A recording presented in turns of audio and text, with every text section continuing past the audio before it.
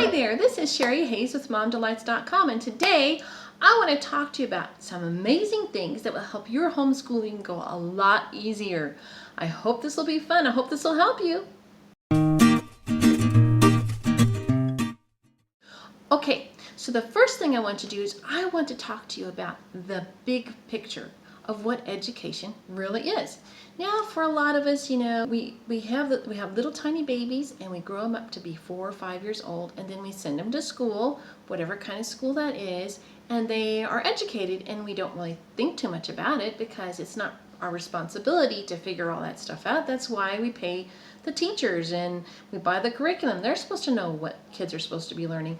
But when we homeschool, then all of a sudden that responsibility becomes ours, and we have to start thinking, what is education? Now, sometimes we can circumvent that by buying like a big box curriculum that you just go through the workbooks and just do it. And then it's all set up and you do it and you're done. Ta-da! Right? But unfortunately for a lot of us, that doesn't really work quite that easy. For one thing, it's really expensive. For another thing, it's not really good to try to do that with a lot of levels of kids unless you want to spend most of your life checking papers and making sure they're on track. Another thing is that it doesn't necessarily help kids learn. You know what I'm saying? Sometimes they'll read the chapter, answer the questions, do whatever, and it doesn't necessarily mean that it's stuck with them. And some curriculums move too fast, some move too slow, and it just becomes another part of our lives that doesn't work. But what I want to tell you is there's a different way to do it. And sometimes it's more work. No, it can be easier if you can get through the parts of planning and getting a big picture in your mind. Then we can make it easier, and I'll show you how. Okay, so the first thing, I have drawn something that kind of, hopefully you can understand. This is what I call the 4 parts of a true education. And there's glare, so sorry about that. But the first part we're going to talk about is a child in relation to God and man. The second part you can see is tools of learning. The third part is content. And the fourth part is application of life and life skills. Okay, so I want to go over each of these one by one. Now, I'm going to give you the link to a blog post so that you can actually download a graphic of this, because that way it will help you in your mind. I don't know if you've watched my blog very, very much, you'll find out that I love to simplify things and put them in a nutshell so that I can wrap my mind around them, and then I can plan and do around that kind of an outline for myself. So this is the outline that after years and years of researching, and 30 years, right, gives you an opportunity. And so I've kind of come up with this idea. You can also think of it as the legs of a table. Like you have a table, which is education, and underneath you have these 4 legs. And so I'll take each one and we'll talk about it. I put my reading glasses on. I'm going to read a little bit to you. Hope you don't mind. Okay, so you have to do read alouds with your kids, right? And so now you get a chance to have someone read aloud to you. So the first thing I want to talk about is that the subject of God, the child's relationship to God and man, is of the utmost importance. It should be the core of everything you do as a homeschooler. Now, the reason I say this is because we are all born with innate questions that we ask. Questions like, who am I? Why am I here? And where am I going? And really, you can't understand, really, truly, you can't understand any other part of any curriculum until you have those questions answered. I'm afraid that secular education has taken these questions totally out, and they've left the answers totally out. And we're supposed to, in our public schooling, we're supposed to live and operate as though we never ask those questions, or there aren't any answers to those questions. And so when we're studying science or history or math, we do it as if we live in a void and there's nothing else. And that's unnatural. That is totally unnatural. It leads to despair and despondency when you actually think If you do believe in God, he just belongs in church, but he has no relation to anything else in your whole life except it's just spirituality. And you know what? That's a way that leads to a lot of depression and all kinds of stuff, all kinds of problems. Okay. Now, a person can know the truth and reject it, and then they've got the same problems, but that's a whole nother subject, isn't it? So here's some scriptures to go along with this idea. And the first one is in Proverbs 9:10. It says, "The fear of the Lord is the beginning of wisdom, and the knowledge of the holy is understanding." So you want to be educated. The way to start is to fear God. And when I talk about fear, I'm not saying that you can't talk to him or anything, but it's because of Jesus we can enter boldly into the throne room. But we have to understand that he is God and we are not. And that's the place you start to understand things. When you see that he is God, I am not God, therefore I will serve him. And that's the start. Okay, then the second scripture I would like to share with you is Colossians 1:16 through 17. It says this, "For in him all things were created, things in heaven and on earth, visible and invisible." Okay, we're talking about at the molecular level, right? Things we can't see. And all the different spectrum of light that we can't see. He visible and invisible, okay? Whether thrones or dominions, these are spiritual things, or rulers or authorities, all things were created through him and for him.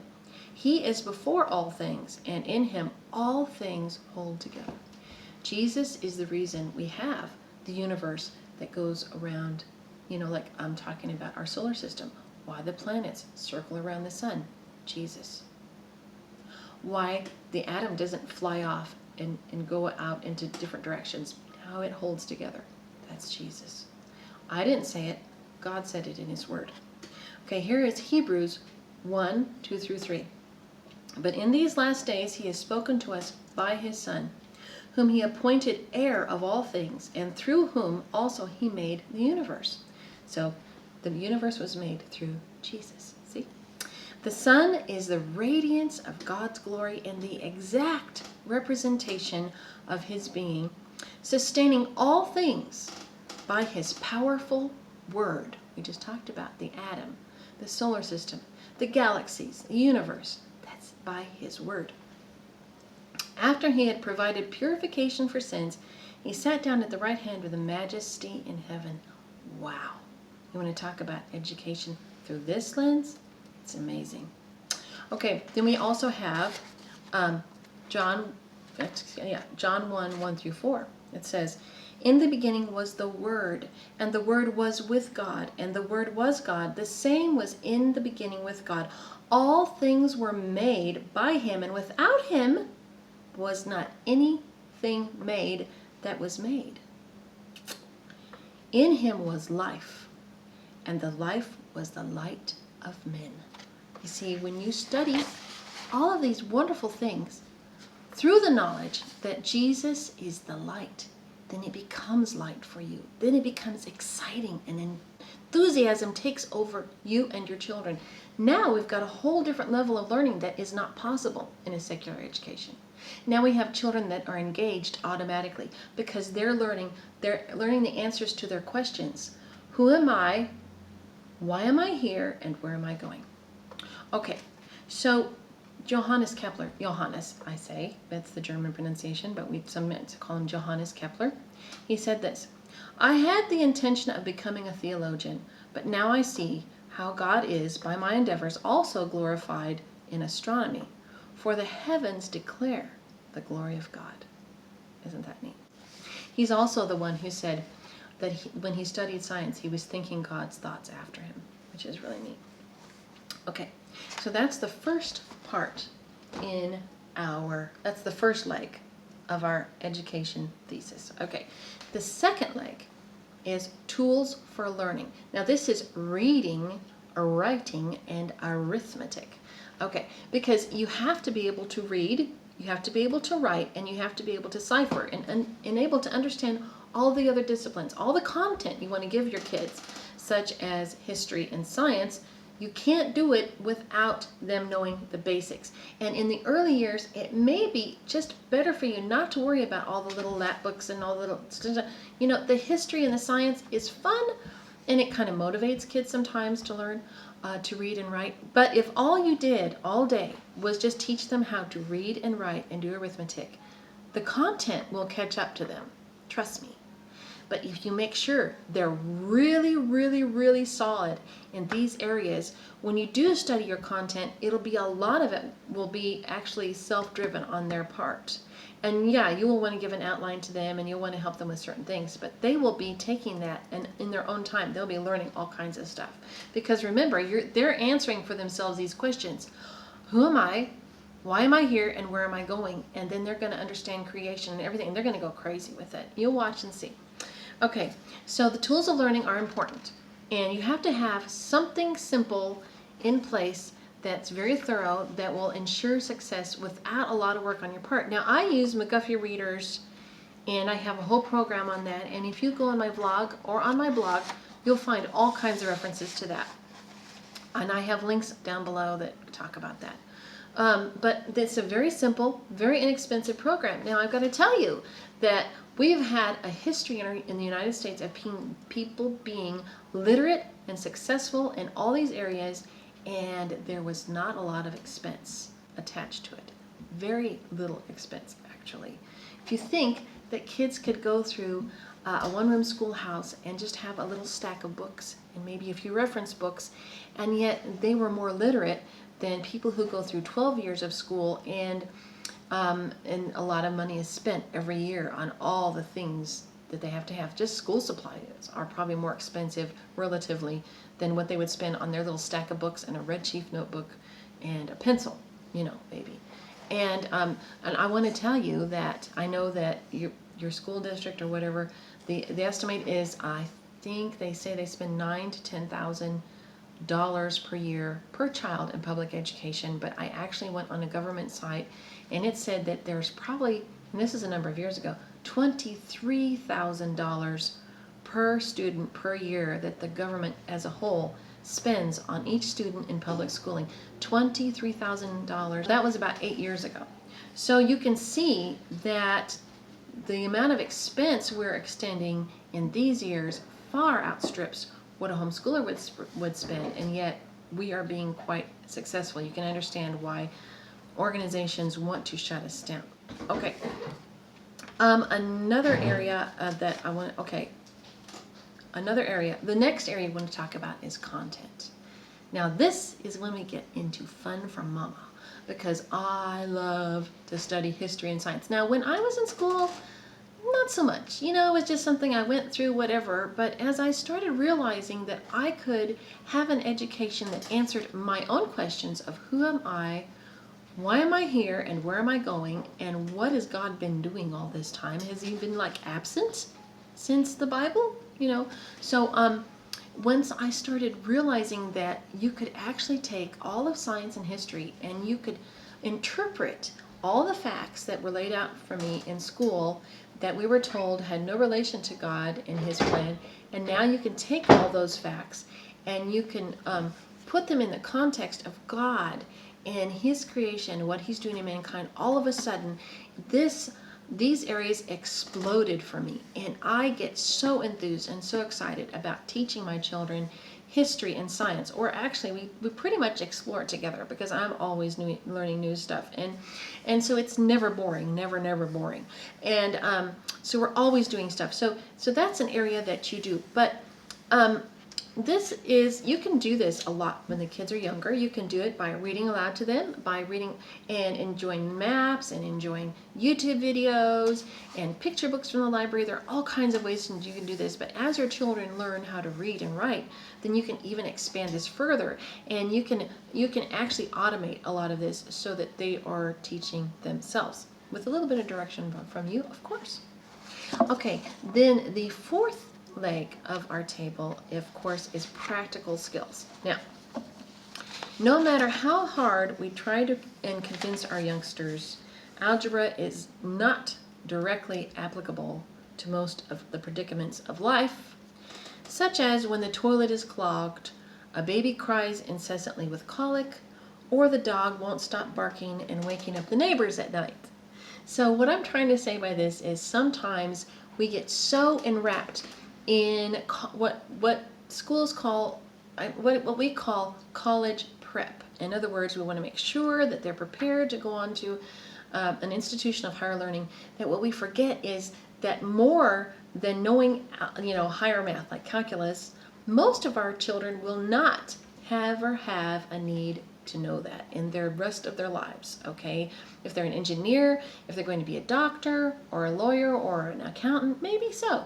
But for most of us, we do not use calculus to help us with a plumbing problem or with dealing with a problem with one of our children or something. We don't need calculus for that, all right? We don't need AP literature to understand that. Really, AP literature is probably really bad. But anyway, so what do we need? This is something that's so neglected in public schooling that I can't even begin to talk about the poor people who graduate and they go on to higher learning. The counselors say, oh, you should go, and they go on to the competitive colleges, and they graduate and they are so lost, okay, in real life. Actually, John Taylor Gatto talks about how he would have talks in colleges and universities, and someone will raise their hand and say, hey, you know what? I know how to calculate, the speed of Earth of heavenly bodies, but I don't know how to change the tire on my car. Okay, so these are important things to teach children. How to launder their clothing. Okay, what kind of fibers are in clothes that you buy at the store? Which ones will shrink? Which ones won't? How do you maintain a car? Is it important to have an oil change? How do you handle your personal finances? How do you get along with people that aren't your same age? Older people and younger people and those kind of things. Then when we're homeschooling, we got to make sure that we don't neglect to teach them these things, such as having a work ethic. How do you deal with a boss? How should you look when you go to an interview for a job? All of these types of things. Should you have a plan for your life, like what you're going to do in the next 10 years, those types of things. So these are all important parts of a true education. And when we homeschool, we need to keep these things in mind. Even if we do get a boxed curriculum, there are some of these areas that may not be covered like we would like to see them covered. But I don't want you to be overwhelmed. I don't want you to be afraid, because you don't have to teach your child everything we talked about in half an hour, a half a year, 2 or 3 years. You have the same as the public school system. You have 12 years. And so I want to tell you that I also learned this from John Taylor Gatto. You can probably give your child the tools for learning reading, writing, and arithmetic in 90 contact hours. 90 hours. That's not much. So if you put that together in the context of all the years you have with your child, yeah, you're going to be able to do that, okay? So don't let it blow your mind. This is just to simplify it and put it in a nutshell so that as you're going through and making choices, you have something to do it with. Now, next time I want to do something, I want to talk about having an overall plan. When I'm talking about plan, like how you proceed, okay? And for me, a lot of it is on the fly, but don't tell anybody, okay? And the next thing is to have systems in place, and that's when we're going to talk about scheduling and having physicality and different things like that. We'll go into that more. And the next part 4 will be how to do an assignment sheet, and I'll have printouts and all kinds of stuff that can help you. So I hope this is good for you. Now keep your head up and remember that we can do all things through Christ who gives us strength. You have a wonderful day. Make sure and like and subscribe. Bye-bye.